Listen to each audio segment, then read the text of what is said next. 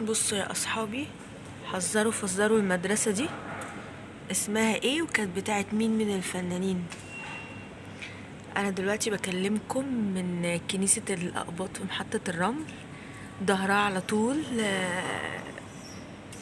مدرسة المرقسية. مدرسة المرقسية كانت بتاعت الفنان الجميل الزعيم عادل امام، زي ما قلت لكم في الفيديو اللي فات.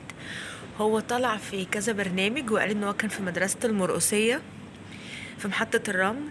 والمفاجأة الأكبر إن هو قال إن هو ستيل أصلا، يعني مازال على تواصل مع أصحابه من أيام المدرسة.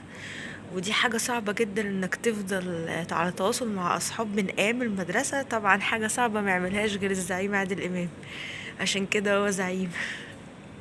قولولي بقى، هل لسه بتتواصلوا مع حد من زمايل المدرسة وخصوصا ابتدائي، ولا دي حاجة صعبة جدا؟